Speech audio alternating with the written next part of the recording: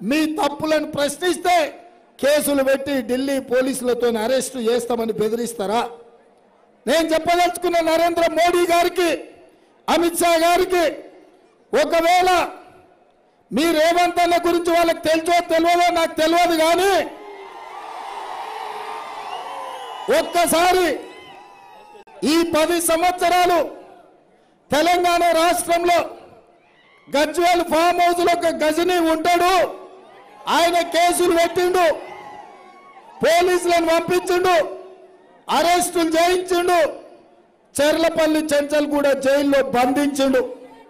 కానీ మనం భయపడలే. లక్షలాది మంది కాంగ్రెస్ పార్టీ కార్యకర్తల అండతోని తిప్పికొట్టి బీఆర్ఎస్ ను బొందబెట్టి బోర్ల వడగొట్టి బొక్కలు కొట్టినాం. ఒకవేళ మీకు తెలియకపోతే ఎట్లాగూ చీకట్ల మాట్లాడుకుంటారు కదా, ఎట్లాంటోడో ఒక్కసారి కేసీఆర్ అడుగు చెప్తాడు. అందుకే ఇవాళ భారతీయ జనతా పార్టీ నాయకులు బీజేపీ అంటే భారతీయ జనతా పార్టీ అంటున్నారు. బీజేపీ అంటే భారతీయ జనతా పార్టీ కాదు, ఇది బ్రిటిష్ జనతా పార్టీ. బ్రిటిష్ వాళ్ళ లాగానే ఇవాళ మన మధ్యలో పంచాయతీలు పెట్టి మన రిజర్వేషన్లు రద్దు చేయాలని చూస్తున్నారు. అందుకే మిత్రులారా, ఇవాళ మీరు ఆలోచన చేయండి. ఒక పక్కన బీఆర్ఎస్ పార్టీ మొన్న డిసెంబర్లో జరిగిన సెమీఫైనల్స్ లో బీఆర్ఎస్ పార్టీని చిత్తుగా ఓడగొట్టి 100 మీటర్ల గోతి తీసి మీరే పాతి పెట్టిను.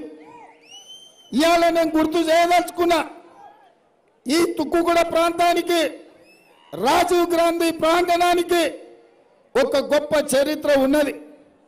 2023 సెప్టెంబర్ 17 నాడు శ్రీమతి సోనియా గాంధీ గారు, శ్రీ మల్లికార్జున్ ఖర్గే గారు, శ్రీ రాహుల్ గాంధీ గారు ఈ గడ్డ మీద నుంచే 6 గ్యారంటీలు తెలంగాణ రాష్ట్రానికి ఇచ్చి ఇక్కడి నుంచే తెలంగాణకు పిలిపిస్తే డిసెంబర్లో జరిగిన ఎన్నికల్లో 6 గ్యారంటీలను మెచ్చి 65 సీట్లు కాంగ్రెస్ పార్టీకి ఇచ్చి గెలిపించారు.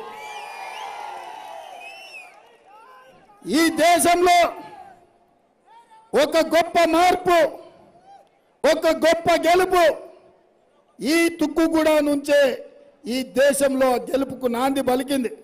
అందుకే ఈ తుక్కుగూడ ప్రాంతంలో ఏ కార్యక్రమం చేపట్టినా 100% విజయవంతం అవుతుందని జాతీయ స్థాయి ఎన్నికల్లో